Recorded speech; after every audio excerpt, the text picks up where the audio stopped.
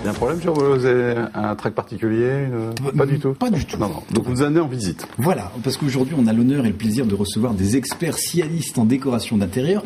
Alors je profite de cette occasion pour faire porte ouverte et vous inviter à visiter ma chronique et découvrir la décoration intérieure. Bon, c'est une petite chronique modeste de quelques centimètres carrés de superficie, rien d'extraordinaire. Elle se compose normalement de 4 à 5 parties, introduction, explication et petite conclusion. Je vous préviens, le tour sera vite fait. Allez, par ici la visite, ne vous faites pas prier, entrez. Voilà, tout d'abord, vous passez la majuscule. Attention à la ligne, petit saut, là. Vous entrez de plein pied de lettres dans la salle d'introduction. Somme toute assez banale, quelques citations accrochées au mur, et puis un petit bouquet d'oxymores et autres figures qui donnent un petit peu de style pour agrémenter le tout. Le couloir, oui, je l'admets, il est relativement étroit, mais néanmoins nécessaire pour desservir les autres pièces, thèse, antithèse, synthèse. Je vous en prie, suivez la ponctuation. Bon, ne faites pas trop attention au bazar, j'ai pas eu le temps de faire le ménage, il se pourrait que quelques fautes d'orthographe traînent ici et là. Je reconnais, oui, c'est un peu sombre, soyez rassurés. En avançant, les pièces qui suivent sont plus lumineuses. J'ai ouvert les guillemets, les autres parenthèses pour aérer et faire entrer de la lumière. Là, j'en suis fier, oui, c'est un vieux proverbe de famille, un héritage précieux que je m'efforce d'entretenir. J'ai choisi de le positionner face au portrait des prénoms personnels et entre les sujets singuliers pluriels et les compliments d'objets directs. C'est assez touchant, je dois dire. Bon, ici, c'est la cuisine, quelques verbes aromatiques, une farandole de métaphores croustillantes, des mots crus à éplucher, des lambeaux de syllabes et quelques pensées à réchauffer. La porte du grenier, aucun intérêt. Un amas de bas mots, des adverbes parasites, un escalier sombre de bas étage, escalier de sévices à la main un peu trop courante, et puis quelques passés décomposés à trier. Et enfin, cette salle de conclusion lumineuse, des phrases empoulées, des grandes envolées lyriques, et puis quelques points de suspension pour ouvrir sur l'extérieur et prolonger la visite. Voilà, je vous l'avais dit, c'est assez petit.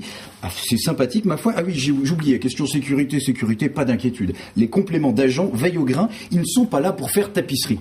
Faire tapisserie, eh bien c'est l'expression du jour et en lien avec la thématique. Alors d'où vient cette expression qui se dit de personnes qui assistent à une cérémonie sans y prendre part? Pourquoi faire pâtisserie et pas faire moquette, ou pas faire tableau, ou pas faire frigo? Oui. Voici 3 explications, vraies de vraies, à peine inventées, plus ou moins farfelues. Parmi elles se cache la véritable, à vous de la retrouver, c'est la partie interactive de cette chronique. Vous avez une minute. Première explication, ça date de Louis XIV et de la société de cour.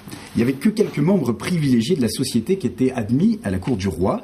Leur fonction se résumait à un rôle de spectateur. Chaque matin, ils assistaient au lever, au repas du roi. Passifs, ils restaient collés au mur recouvert de tapisserie, parce que Louis XIV était amateur de tapisserie, et leur immobilité les condamnait à un rôle décoratif en les assimilant aux personnages de la tapisserie murale. On disait qu'ils faisaient partie du décor. On disait alors qu'ils faisaient tapisserie. D'où l'expression. Deuxième explication, en fait l'expression faire tapisserie a évolué. Au départ, on parlait d'être derrière la tapisserie, ce qui signifiait connaître les rouages ou les dessous d'une affaire en se rendant invisible pour espionner et collecter des informations. On retrouve cette expression chez Racine ou Saint-Simon. Racine qui dit « j'ai des affaires que je fais devant l'abbé comme s'il était derrière la tapisserie ». L'expression a évolué en se résumant à faire tapisserie pour signifier un rôle décoratif. On a oublié la notion d'espionnage. Et la dernière explication, c'est l'expression française date du début du 19e siècle et viendrait des bals à l'époque où les jeunes filles qui n'étaient pas invitées à danser ou qui n'étaient pas accompagnées d'un cavalier, eh bien restaient collées au mur. On les comparait à la tapisserie murale que personne ne remarque. Alors voilà, Louis XIV, pas mal. L'expression être derrière la tapisserie qui est devenue faire tapisserie ou le bal de l'époque. D'abord, Jérôme, vous avez essayé de nous coller tout à l'heure, en tout cas, donc pas avec la tapisserie. Oui, faire tapisserie, l'expression. Faire tapisserie. Vous avez une idée sur la réponse ou pas? Louis XIV, derrière la tapisserie. Le bal. Et le bal. Le bal, ouais. J'aurais dit la première. La première, c'était la plus évidente. Ouais. Ouais. Moi j'aurais dit la 2. La 2? Ouais. Moi la 3, le bal. Moi j'aurais dit le bal aussi, ouais. Eh bien c'est le bal, exactement. C'est une expression du 19e siècle, l'époque des bals. Très bien. Ah ouais. Eh oui. Avec ou sans domicile, notre vie est jalonnée de maisons, de toutes sortes. Une maison pour chacun et chacun sa maison. Oh, on la reconnaît à son décor intérieur. D'abord, la maison mère. Ambiance tamisée, chauffage au sol, au plafond. Quand on a faim, on tire sur le cordon. On est bien, petit étard peinard. 9 mois de loyer, bail non renouvelable. Attention, par ici la sortie. Et hop, maison poussette, maison à roulettes, dentelle et moustiquaire, petit cocon, coton. Vient la maison d'enfance, c'est l'insouciance, chambre frères et sœurs, poutre apaisante, maison de poupée, âge de maison, maison de famille. La maison école préfabriquée, cartable, goûter, fenêtre sur cour, préau, couloir, boîte à bac et boîte à fac. Et puis très vite, maison mère et succursale, actionnaire, siège social, maison avec ou sans emploi.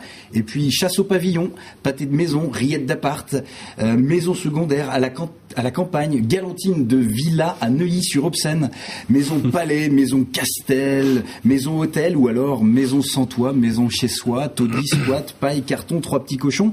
Et si pas de chance, maison de santé, bloc sanitaire, salle de billard, maison en canne, ou pire encore, maison de fou. Un peu fêlée dans le plafond des araignées, collimation l'escalier, les fondations pas bien carrées, halte, maison d'arrêt, tout en parquet, dortoir, couloir, barreau, parloir. Oh, maison close, tout est secret.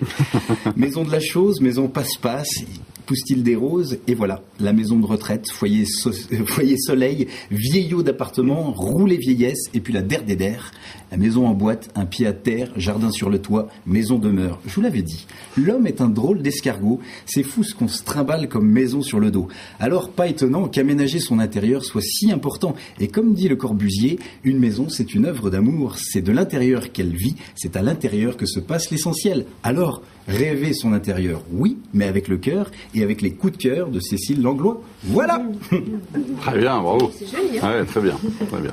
Merci beaucoup, Jérôme.